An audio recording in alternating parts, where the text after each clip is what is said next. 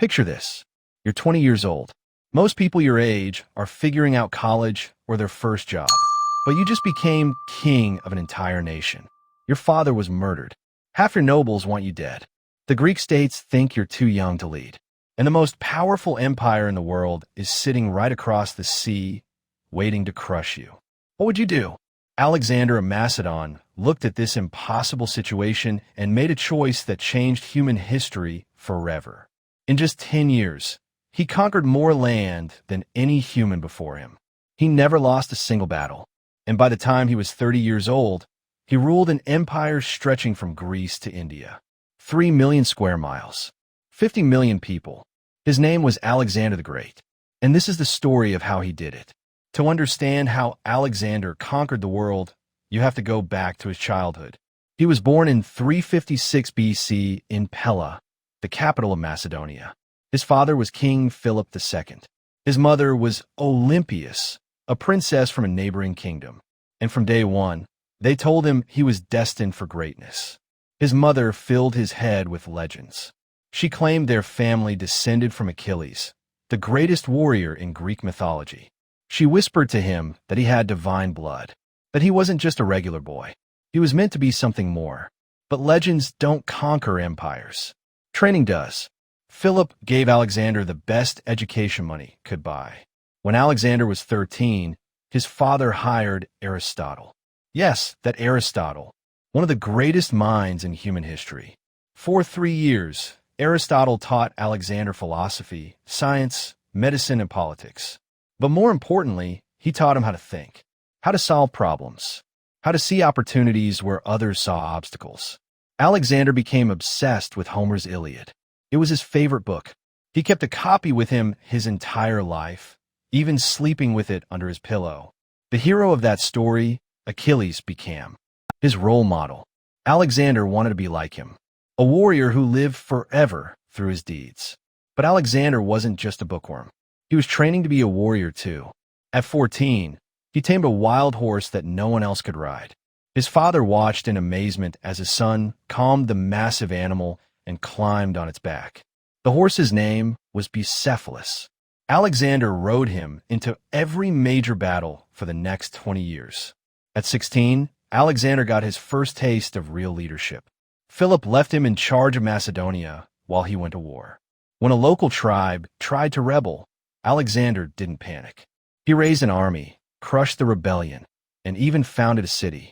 At 16, 2 years later, at the Battle of Chaeronea, 18-year-old Alexander led the cavalry charge that destroyed the combined armies of Athens and Thebes.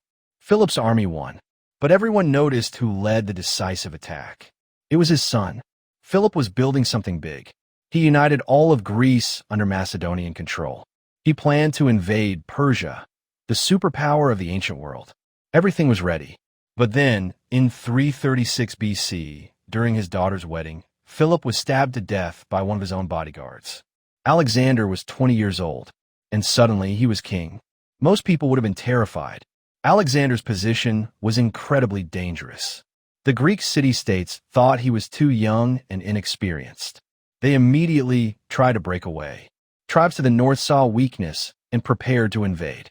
And inside his own court, there were people who wanted him dead so they could take the throne. Alexander moved fast. Lichtning fast. First, he eliminated anyone who might challenge his rule. He had his cousin executed, then his stepmother and her infant son. It sounds brutal, and it was. But in the ancient world, if you showed mercy to potential rivals, you ended up dead. Alexander understood this. Next, he marched his army north. When the Thracian tribes heard he was coming, they blocked a mountain pass with wagons. They planned to roll the wagons down the hill and crush his army. Most generals would have turned back. Alexander didn't. He told his soldiers to lie flat on the ground and lock their shields overhead if the wagons came at them. Then he personally led a charge up the hill. His men broke through. The wagons rolled harmlessly over the shields. The tribes surrendered. Word spread fast. This young king was different. But the real test came from the Greek cities. Thebes, one of the most powerful cities in Greece, rebelled. They thought Alexander was busy in the north and wouldn't respond. They were wrong. Alexander marched his army 300 miles in just 2 weeks. He arrived outside Thebes so fast that they thought it was impossible. He offered them one chance to surrender. They refused. So Alexander destroyed them. He killed thousands of soldiers. He sold 30,000 people into slavery. And he burned the entire city to the ground. Except for one thing. The house where the poet Pindar once lived. Alexander loved Greek culture, even when he was destroying a Greek city. The message was clear. Rebel against me, and this is what happens. After Thebes, no Greek city dared to challenge him.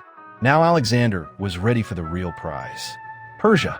In 334 BC, Alexander crossed the Hellespont into Asia with 43,000 soldiers. The Persian Empire had been the dominant power in the world for 200 years. It was massive, wealthy, and controlled 20 million people. Alexander was bringing a small army from a poor kingdom to challenge it.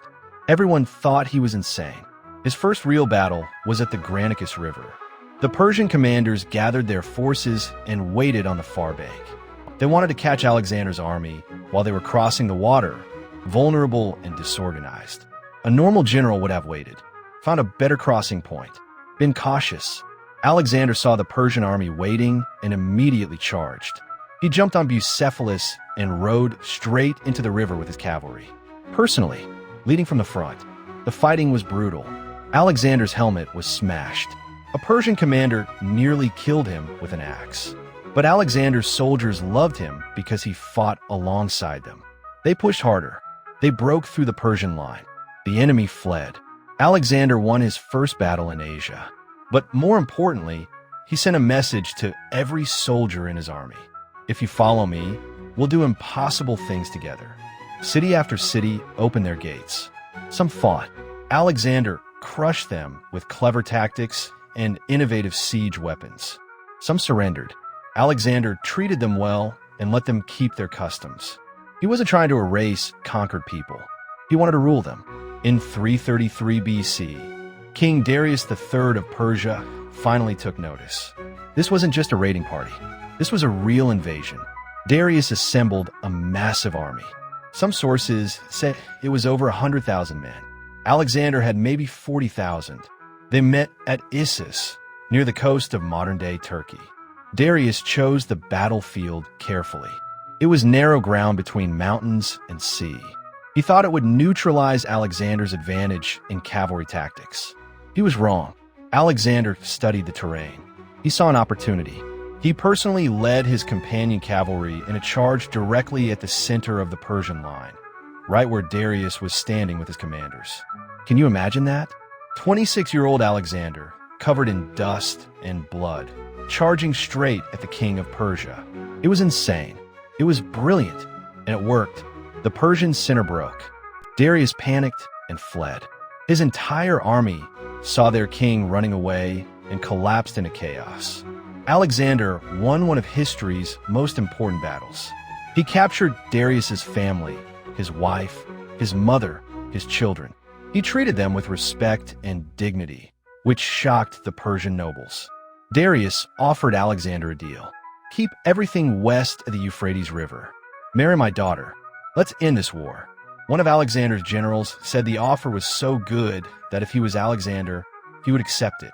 Alexander replied, "So would I, if I were you." Then he refused. He didn't want half of Persia. He wanted all of it. Alexander turned south instead of chasing Darius immediately. He wanted to secure the Mediterranean coast. For 7 months, he laid siege to the island city of Tyre. Everyone said it was impossible to capture. The city was surrounded by water. Alexander built a causeway from the mainland to the island. He brought in ships. He built siege towers. When Tyre finally fell, Alexander had shown the world that no city was safe from him. No defense was strong enough. Next, he conquered Egypt. The Egyptians actually welcomed him as a liberator because they hated Persian rule. Alexander founded the city of Alexandria, which would become one of the greatest cities in history. The Egyptian priests declared him a pharaoh and the son of their god Ammon. Whether he believed it or not, it gave him legitimacy. In 331 BC, Alexander finally caught up with Darius again. The battlefield was Gaugamela, near modern-day Iraq. This time, Darius had prepared everything. He chose flat, open ground perfect for his chariots. He had over 100,000 soldiers, maybe more. Alexander studied the battlefield for days. His officers were nervous. This was the big one. If they lost here, everything was over. Alexander devised a brilliant plan. He arranged his forces at an angle, not a straight line. When the battle started, he made it look like his line was breaking. Darius sent more troops to exploit the gap. That's exactly what Alexander wanted. He created a weakness in the Persian center. Then Alexander did what he always did. He led a cavalry charge directly at that weak point, heading straight for Darius again. The shock of seeing Alexander coming at him broke Darius's nerve. He fled, again, but this time was different. The Persian Empire was finished. Darius would be murdered by his own generals a year later. Alexander walked into Babylon as its conqueror. He entered Persepolis, the Persian capital, and took its treasures. The richest empire in the world belonged to him. He was 25 years old, but Alexander didn't stop. He couldn't stop. He pushed east into Central Asia, fighting brutal mountain campaigns against guerrilla fighters in Afghanistan. He founded cities everywhere he went, spreading Greek culture across Asia. In 327 BC, he crossed into India. He faced King Porus, who brought 200 war elephants to battle.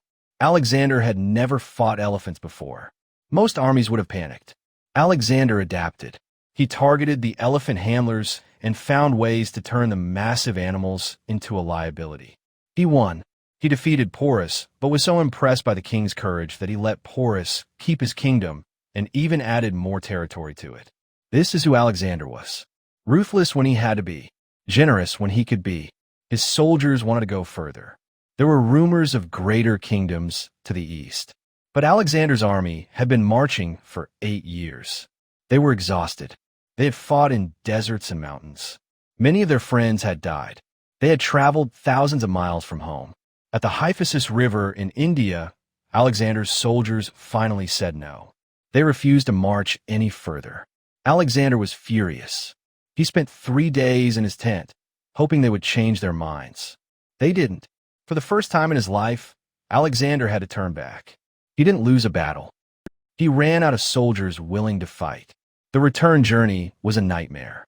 Alexander led his army through the Gedrosian Desert, one of the harshest places on earth. Thousands died of thirst and heat. It was one of Alexander's worst decisions. But they made it back to Babylon. By 323 BC, Alexander controlled the largest empire the world had ever seen.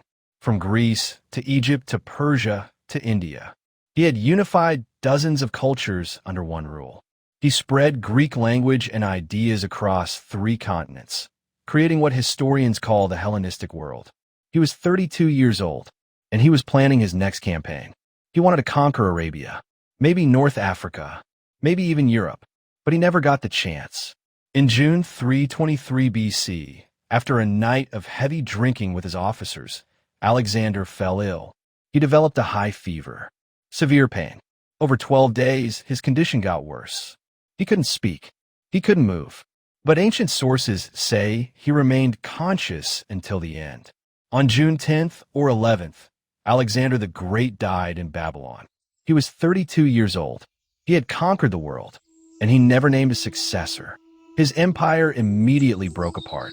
His generals fought each other for 20 years, carving up everything he had built. But the impact of what Alexander did lasted forever. Cities he founded became centers of learning. Greek culture blended with Eastern traditions. Trade routes opened. Knowledge spread.